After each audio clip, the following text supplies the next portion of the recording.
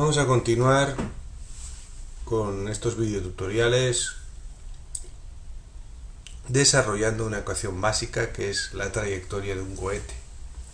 Trayectoria que vamos a hacerla en dos dimensiones y partiendo de la hipótesis de que va a ser una trayectoria de un punto, en particular el centro de masas.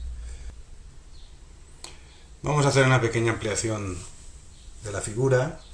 Vemos efectivamente el cohete con su centro de masas y vemos la Tierra con su radio. Efectivamente una coordenada z que sería la altitud con respecto a la Tierra. Ese sería más o menos el grafismo. Por otro lado vemos una ampliación del anterior que sería el cohete, y aquí con dos ejes, uno que ya lo teníamos, que es el XR, ZR, es decir, el frame R, y finalmente uno nuevo, que es el frame B, solidario al cohete, como bien se sabe. Por tanto, es de aplicación esta fórmula que desarrollamos en el anterior vídeo tutorial. Si bien esta fórmula es para tres dimensiones, es genérica, y se puede efectivamente aplicar para un caso particular, más concreto y más sencillo, como es el caso que nos ocupa. Vamos a ir obteniendo término por término hasta obtener, para recordar los conceptos, una aceleración del centro de masas respecto del sistema ECEF derivado con respecto al frame B, es decir, el frame correspondiente o solidario al cuerpo. En esta sencilla aplicación vamos a ver las virtudes de obtener este tipo de aceleraciones referidas al frame B, puesto que el desarrollo de los vectores implicados, de los términos implicados en esta ecuación, tienen una especial simplicidad. Empecemos por el primero, el correspondiente a las fuerzas actuantes tanto aerodinámicas como de empuje. Este término está referido en este vector. Se pone siempre el superíndice a la derecha, referido al frame B, con el ánimo de remarcar que las componentes de este vector, de todos los vectores o de casi todos los vectores, están referidas al frame B. En caso de no estarlo, hay que hacer un cambio de coordenadas a través de una matriz, como veremos después. Empecemos. Las componentes de empuje y aerodinámicas referidas a el frame B, es decir, ese sería su eje X y ese su eje Z, el eje Y iría hacia dentro del plano, solo tiene componente en X, una componente en empuje y una componente de arrastre. La componente de empuje es positiva, la componente de arrastre es negativa. Sin mayor misterio. Vamos a introducir una notación gráfica que nos va a ser útil para el desarrollo de esta ecuación. Cuando nos referimos a un eje perpendicular al plano de la pantalla que viene hacia nosotros, lo representaremos así, como si fuera una flecha en punta. Cuando nos referimos a un plano perpendicular al eje de la pantalla, pero que penetra dentro de la pantalla, nos referimos a él de esta forma. Ese será su grafismo, como una flecha vista por atrás. Dicho esto, continuamos. En este problema no vamos a considerar la rotación de la Tierra, por tanto la velocidad angular del sistema ECEF con respecto al sistema ECI es idénticamente nula, tal y como marca este vector.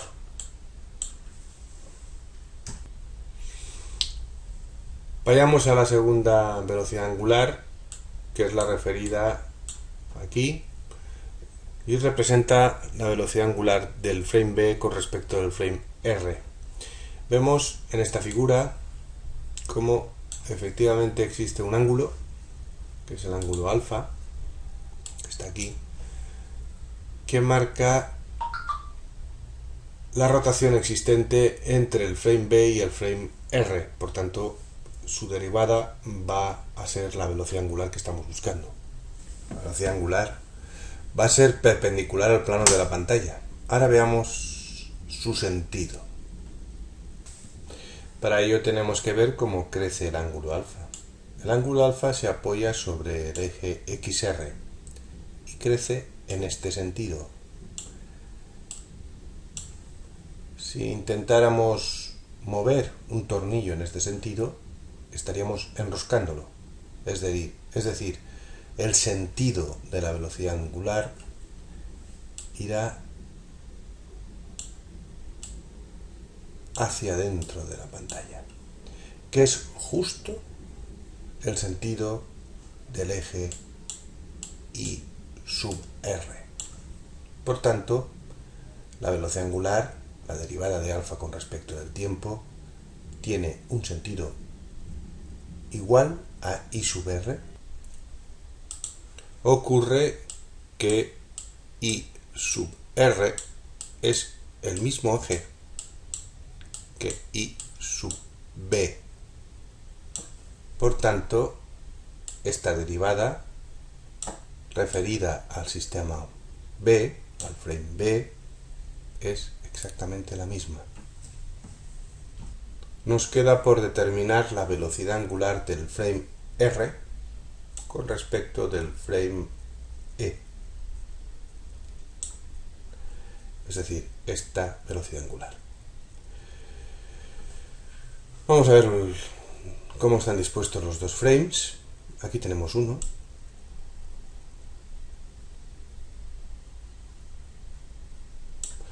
Y aquí tenemos otro. Se da la circunstancia de que existe un ángulo,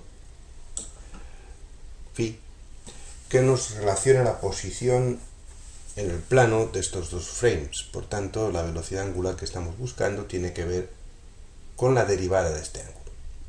Veamos de nuevo cómo podemos obtener su sentido y en qué dirección funciona. Evidentemente, cualquier velocidad angular en movimiento plano es perpendicular al plano. Ahora veamos cuál es su sentido. Ese ángulo crece de esta forma. Por tanto, estaríamos desenroscando un tornillo y su sentido vendría hacia fuera de la pantalla. Es decir, llevaría un signo negativo con respecto del eje, por ejemplo, I sub R, que es común a I sub B.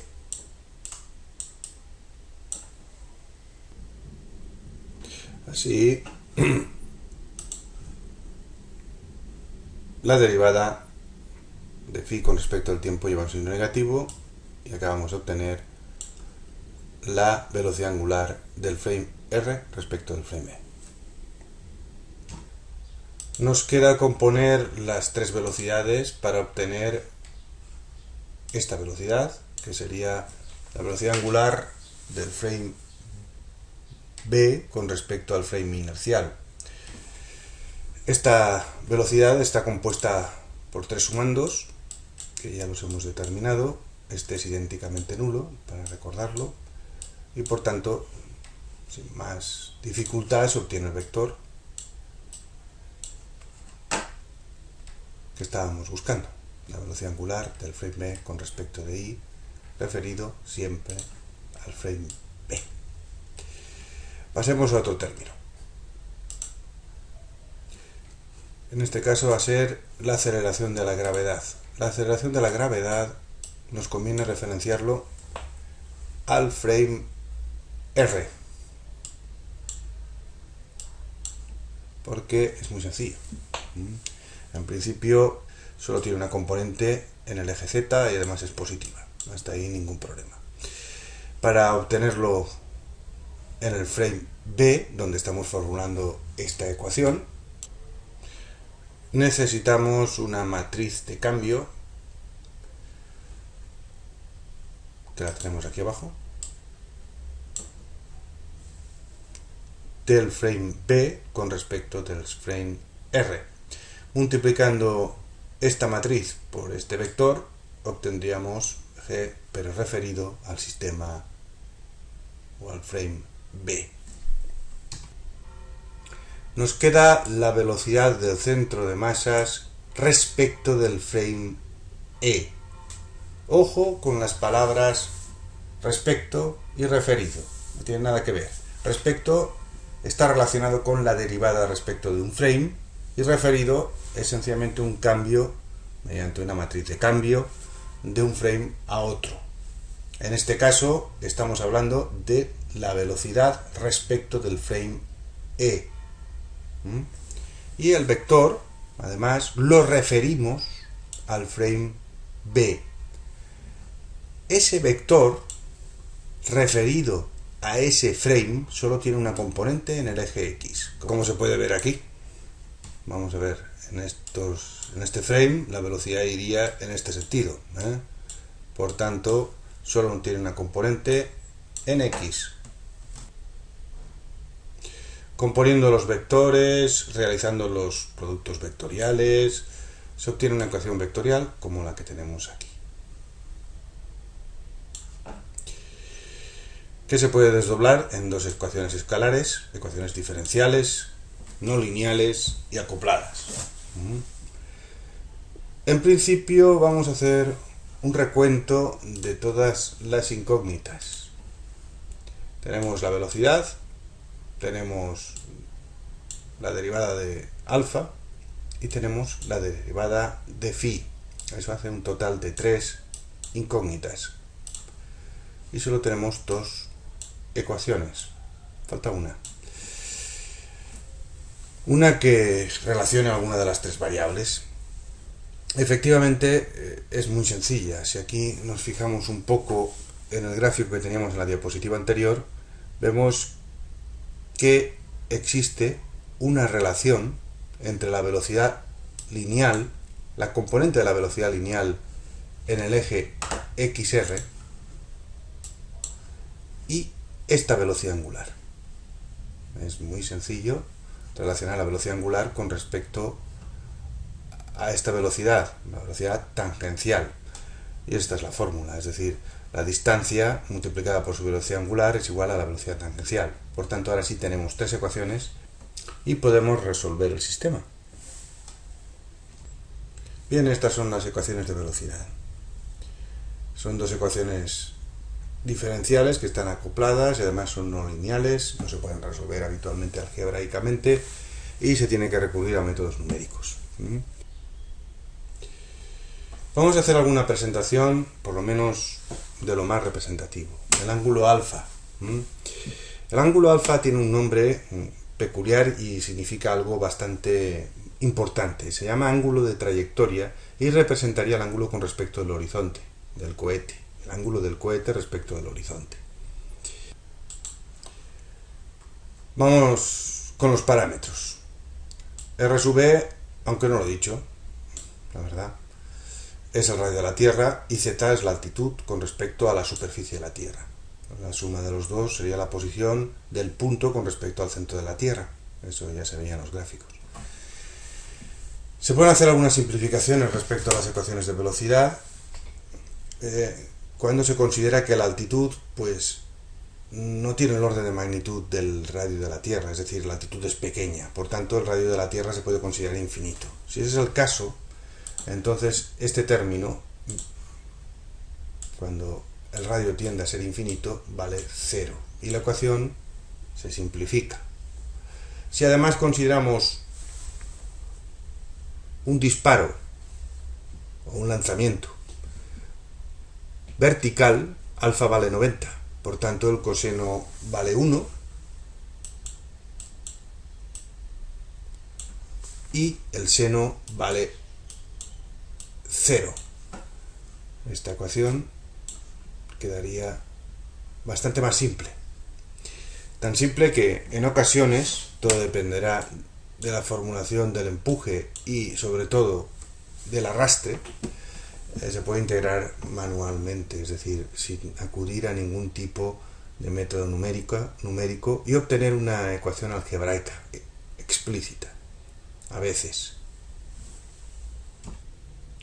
Como ya conocemos la velocidad en función del tiempo, alfa en función del tiempo y phi en función del tiempo, pues podemos integrar para obtener la ecuación de la trayectoria en x y z, y ha de ser forzosamente una constante, puesto que no ha intervenido en ninguna parte de la formulación, y así obtener la ecuación de la trayectoria.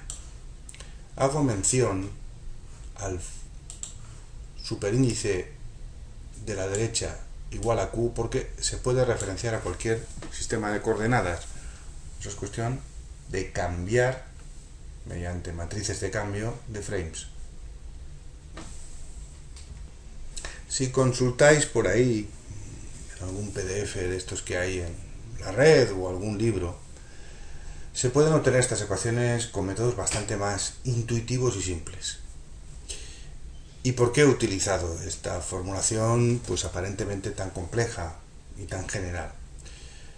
Pues precisamente por lo último, porque es general y puede plantearse sofisticaciones a la trayectoria de un cohete prácticamente sin límite. Teniendo claro cómo se ha obtenido esta ecuación, pues se pueden ir reformulando situaciones cada vez más complejas. Vamos a cambiar de tercio. Vamos a plantearnos cómo se puede modelizar el empuje de un cohete. Lo vemos aquí en esta diapositiva. Thrust. En este sólido libre que tenemos dibujado solo aparece una componente, no aparece ninguna otra, como puede ser el campo gravitatorio, y vamos a ver pues en este sistema cómo evoluciona el empuje en función de una masa del propio cohete que va cambiando en el tiempo, porque efectivamente el combustible se va quemando. La segunda ley de Newton nos dice que la fuerza es igual a la masa por la aceleración. La fuerza en el sólido libre es igual al empuje. Consideremos que el empuje es constante en el tiempo. La masa va disminuyendo en el tiempo, puesto que el combustible se va quemando. Para mantener este término constante, la aceleración ha de crecer. Supongamos además que la masa disminuye de acuerdo a una ley lineal, que ya veremos que es bastante usual, igual a la masa inicial menos un término multiplicado por el tiempo. Si eso es así, la aceleración tendrá una ley de estas características.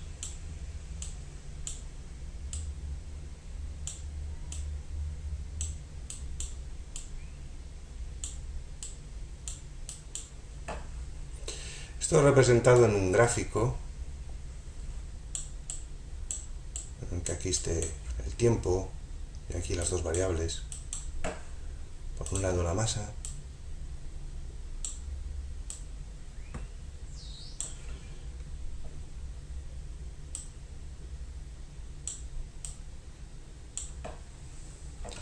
la aceleración en este punto, puesto que la masa es cero, va a tender a infinito.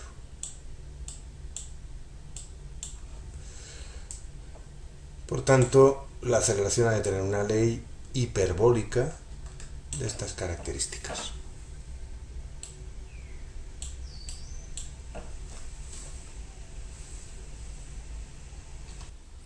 Después de estos garabatos se puede integrar la aceleración, que es una función del tiempo, y para los que anden un poco despistados diré que la integral de una función de estas características da un resultado tal cual este, y se obtiene entonces la función que relaciona el incremento de velocidad, lo que se llama delta V, con la masa inicial del cohete, la masa final y la velocidad de salida de escape de los gases de combustión de un cohete respecto del cohete. Esta ecuación es muy conocida y es debida al señor Tsiolkovsky, que aparece aquí en la foto. La virtud de esta ecuación es que es válida para cualquier objeto que pierda masa y se mueva entre esas dos relaciones de masa, entre m1 y m2. Es decir, la ecuación de Tsiolkovsky nos daría el incremento de velocidad esperada cuando un cuerpo pierde una masa desde m0 a m1 y sirve para cualquier situación. Es muy general. Hemos partido de unas ecuaciones muy intuitivas y hemos obtenido la ecuación de Tsiolkovsky, que no está mal, pero necesitamos planteamientos más generales que incluyan fuerzas de todo tipo en el proceso de lanzamiento de un cohete, para obtener la ecuación más general posible que nos relacione la aceleración con todas las fuerzas que tienen que ver con el empuje de un cohete. Vamos a verlo a continuación. Bien, aquí tenemos un pequeño esquema sacado de Wikipedia, hay que ser respetuoso con las fuentes, efectivamente, en el que vemos pues el sistema cohete en dos estadios de tiempo, en el estadio T y en el estadio T más un incremento de T. En el estado T pues tiene una velocidad y una masa. En el estadio T más un incremento de T, pues se ha incrementado la velocidad en cierto incremento y se ha disminuido la masa en un incremento de mu, que efectivamente se ha perdido por la tobeira de escape. La velocidad pues es una composición de la velocidad propia en el instante T del cohete, es decir, esta, y U, que es la velocidad relativa de los gases de escape respecto al sistema cohete. Esto puede ser un follón monumental si uno no tiene claro lo que está haciendo. Evidentemente vamos a aplicar el principio de la cantidad de movimiento lineal y este principio por definición está referido siempre a velocidades y sistemas inerciales, ¿no? Por tanto, un sistema fijo, tal cual este. Hablamos de un sistema móvil, tal cual este.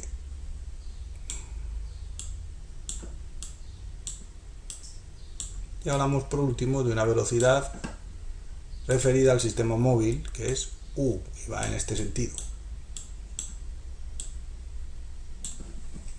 Por tanto, la velocidad absoluta de estos gases de escape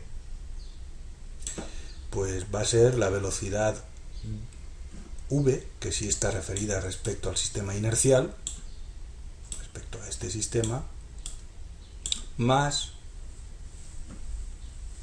que es menos porque lleva un sentido contrario, la velocidad de los gases de escape. Por tanto, está claro que el criterio de signos es menos U más V. Esa sería una velocidad de nuevo referida al sistema inercial. Lo tenemos todo referido a un sistema inercial, el campo de velocidades, obviamente, evidentemente ese también, y podemos aplicar el principio de conservación de la cantidad de movimiento.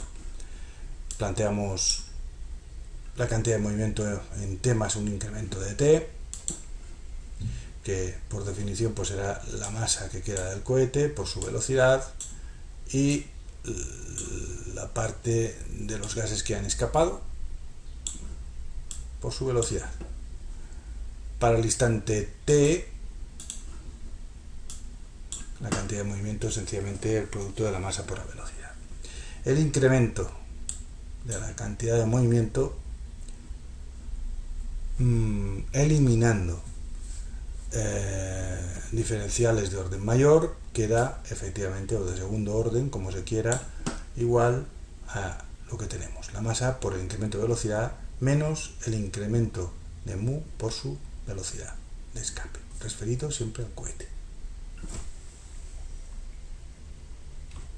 Obteniendo diferenciales, pasando incrementos a diferenciales, como se quiera, y no siendo demasiado respetuoso con lo que eso significa desde un punto de vista matemático, pues pasamos a esto. Por otra parte, el sistema total, es decir, cohete más entorno, tiene una masa siempre constante, la cual será para cualquier instante la masa que existe en el cohete más la masa de los gases que han escapado. Obteniendo diferenciales, pues efectivamente se cumplirá esta relación, porque m es constante. Dicho de otra forma, se puede cambiar el diferencial de m por menos el diferencial de nu. De esta forma, la ecuación de arriba la podemos representar respecto a m y diferencial de m. Dividiendo todo por diferencial de t, pues aparece una derivada respecto del tiempo de la cantidad de movimiento, que en virtud del principio de conservación de la cantidad de movimiento es igual a la suma de fuerzas exteriores, ¿no? Estas fuerzas exteriores es directamente las debidas al escape por la tobera, esta es el área de la tobera, de los gases de escape, y esto sería un diferencial de presión. Esto de aquí es la presión atmosférica y esto la presión de los gases de escape, presión absoluta. Por tanto, la ecuación de aquí abajo nos relaciona pues la presión de los gases de escape y diferentes variables del cohete, como puede ser efectivamente la masa y su aceleración. Es muy usual utilizar leyes de variación de la masa con respecto del tiempo lineales. Es decir, si aquí tenemos el tiempo, la masa sub t y el tiempo, pues sería una variación tal cual esta. Aquí tendríamos m sub 0 y la caída, es decir, el gradiente sería constante, que sería lo que tenemos aquí. Si esto es así y lo introducimos en esta ecuación, directamente podemos obtener la de aquí abajo. Es una ecuación más sencilla, puesto que esto es constante, eso hay que tenerlo muy claro,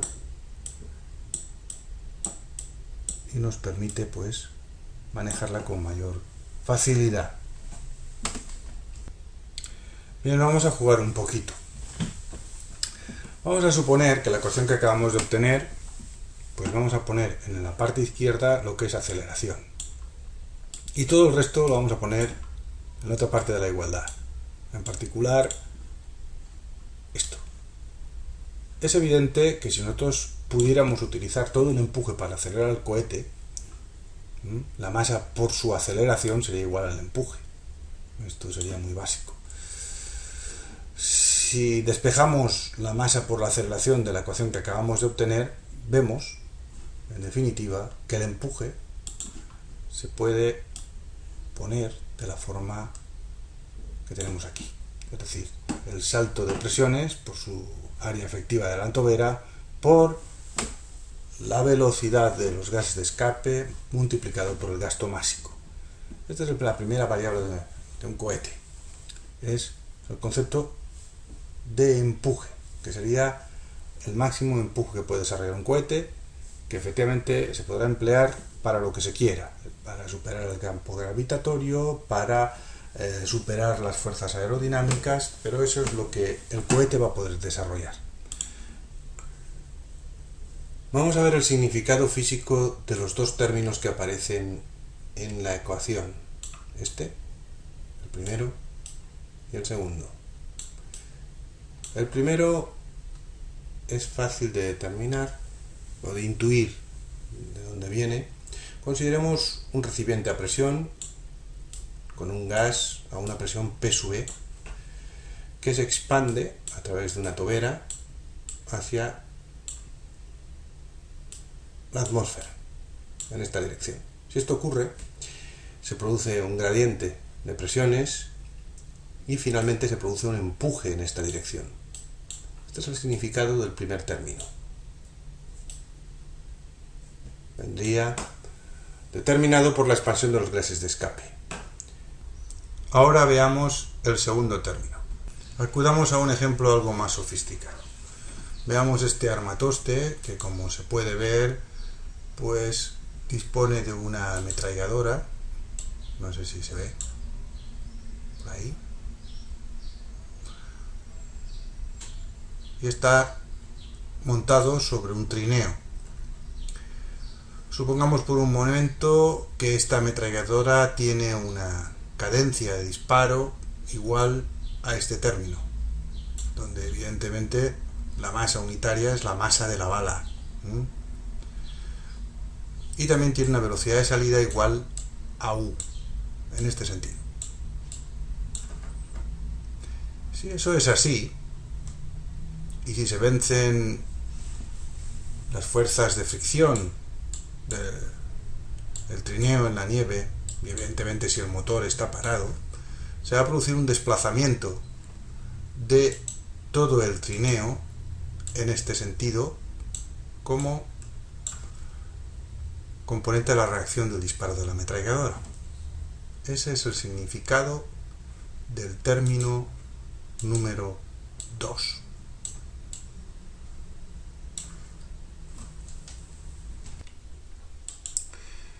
Aquí se encuentran representados los dos términos a los que hacíamos mención hace un momento.